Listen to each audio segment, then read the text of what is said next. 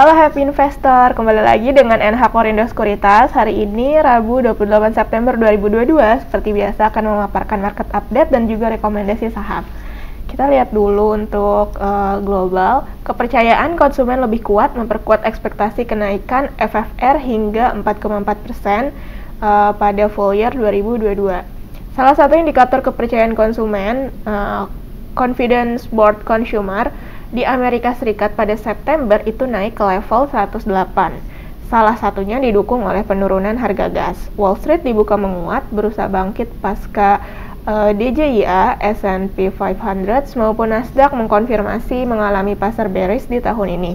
Ketiga indeks utama akhirnya ditutup mix atau Nasdaq menguat tipis 26 poin. Selain kekhawatiran earning results kuartal 3 2022 yang di bawah ekspektasi, investor mencermati efektivitas wacana hawkish lanjutan kenaikan FFR lebih dari kenaikan 50 basis poin pada November dan Desember mendatang. Di tengah upaya meredam inflasi, kebijakan moneter ketat lanjutan berpeluang membawa ekonomi Amerika Serikat pada ancaman resesi tahun 2023.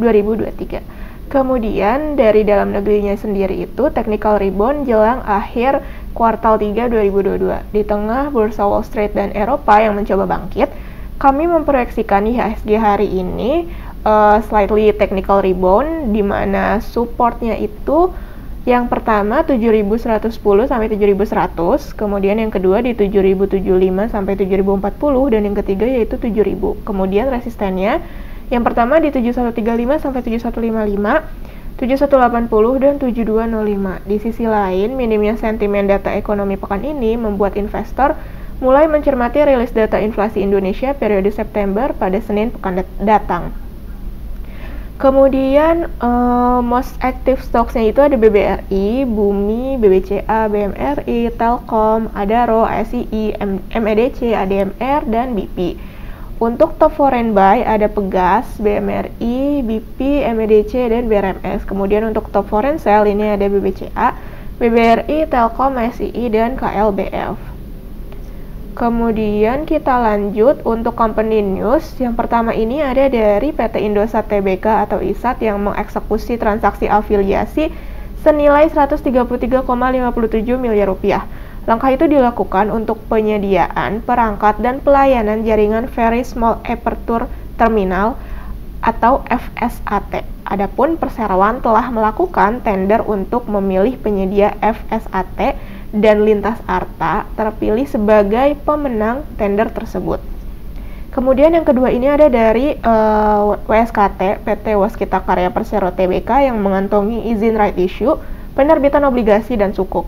Penambahan modal melalui right issue diketahui sebanyak 8,72 miliar saham baru bernominal Rp100 per saham. Selanjutnya, Perseroan mendapat persetujuan penerbitan obligasi dan sukuk melalui penawaran umum maupun tanpa penawaran umum atau penawaran umum berkelanjutan dengan penjaminan atas nama pemerintah. Yang ketiga ini ada dari Buka yang akan melakukan private placement senilai 3,9 triliun rupiah dengan melepas 5,06 miliar saham dengan harga pelaksanaannya itu Rp783 per lembar. Aksi itu dilakukan via pelaksanaan program MESOP. Periode private placement dilakukan 1 bulan yaitu mulai 3 Oktober 2022 hingga 11 November 2022. Kemudian untuk domestic and global news, dari domestiknya sendiri, Menteri Keuangan, ekonomi Indonesia di kuartal 3 2022 tumbuh 6%. Ekonomi Indonesia pada kuartal 3 2022 diperkirakan bisa mencapai 5,6% sampai 6%, jauh lebih tinggi dibandingkan dengan posisi 2 kuartal sebelumnya, ungkap Menteri Keuangan. Adapun pendorong ekonomi Indonesia mampu melesat, salah satunya adalah ekspor. Periode itu yang berhasil tumbuh 30,15% secara year on year yang mencapai 27,91 miliar US dollar. Sementara neraca perdagangan pada Agustus surplus senilai 5,76 miliar US dollar. Selain itu, konsumsi rumah tangga dan investasi juga masih tumbuh dengan baik.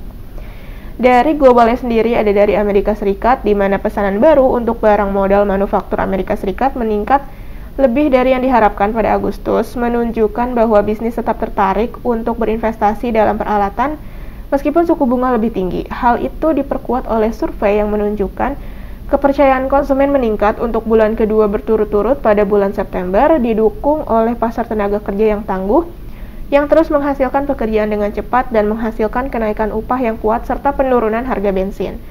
Pesanan untuk barang modal dan pertahanan tidak termasuk pesawat, proksi yang diawasi ketat untuk rencana pengeluaran bisnis melonjak 1,3% pada bulan lalu, yang merupakan kenaikan terbesar sejak Januari. Kemudian kita lanjut untuk corporate calendar. Hari ini itu hanya ada RUPS dari emiten EAST dan BNII. Untuk teknikalnya, IHSG hari ini kami prediksi akan sedikit terjadi technical rebound dan upside yang terbatas. Kemudian untuk rekomendasi saham yang pertama ini ada dari CTRA. Rekomendasi kami itu buy, di mana target yang pertama di 1040, target kedua di 1080 hingga 1100. Adapun stop loss di 990. Kemudian yang kedua ini ada dari ERA, di mana hari ini rekomendasi kami spekulatif buy. Target pertama ini di 456, target kedua pada kisaran 462 hingga 464.